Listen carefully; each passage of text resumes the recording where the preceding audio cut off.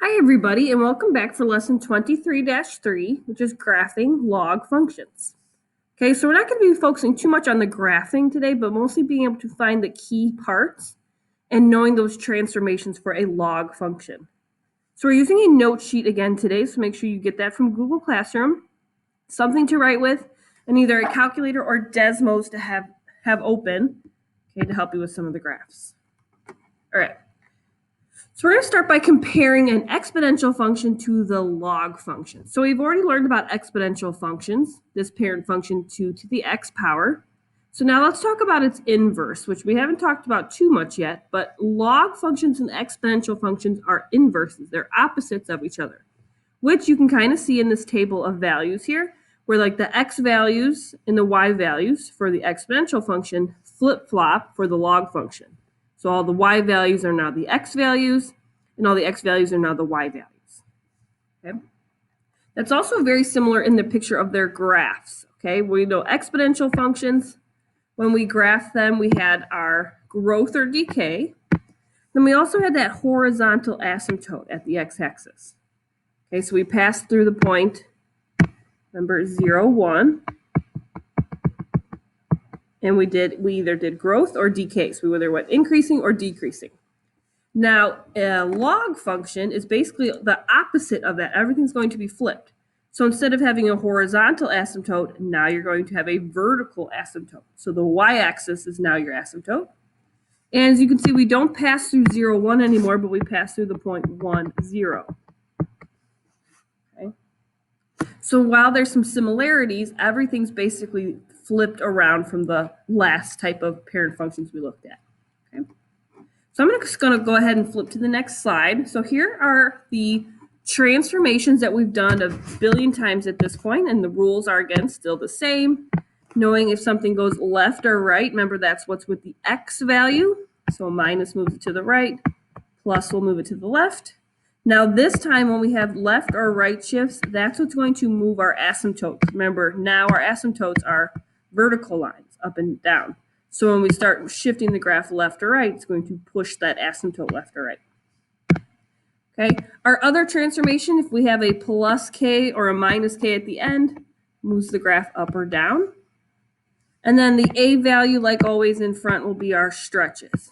Okay, so the bigger the value, the more it's stretched. Smaller the value, the more it shrinks. And then anytime a is negative, it's going to flip the graph. Okay, and flipping means it's going to give us a reflection. Okay, so now let's look at this. And again, just like before, B is the base. It does not do anything with transformations. It's just going to tell you growth or decay. Now, for today's purposes, all of them are going to be growth, so we're not going to focus too much on that. Okay, but again, same transformations as always. So now let's apply that to the function. So our parent function is log base 2 of x. That's the most basic form of the function. So see how they're all base 2? Because they're all based off of this parent function. So I already have a graph for you, so we're not necessarily going to be needing to graph these by hand, but knowing how to pick out the key parts is what's going to be important for our video. All right, so let's start by looking at the function. We have to start by naming the transformations or the shifts. So look at this parent function. If it's inside the parentheses with the x, that's our left or right shift. And we know that a minus would move it to the right. We're going to go right 1.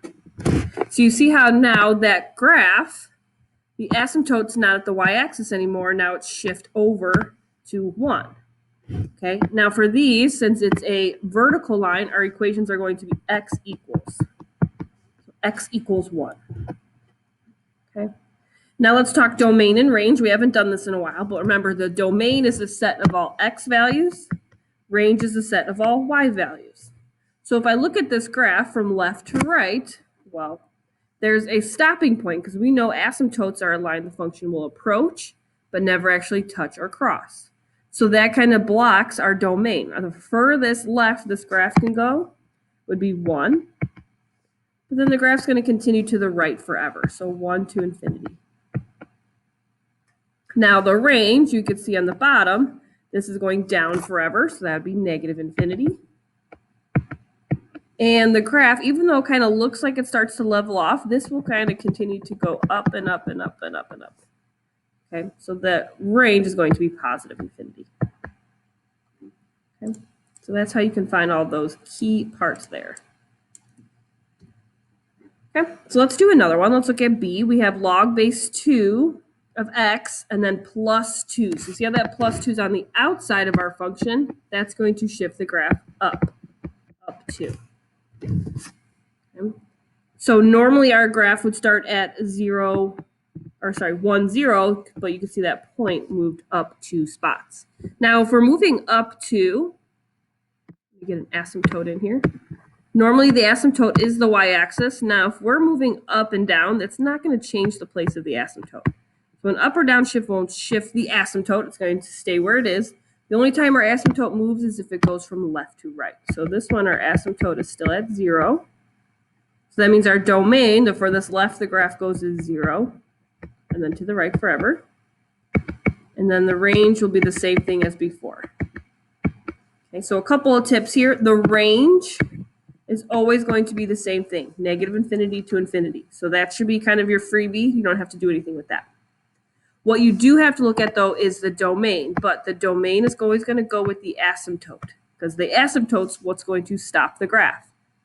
So that's always the furthest left the graph's going to go. Okay.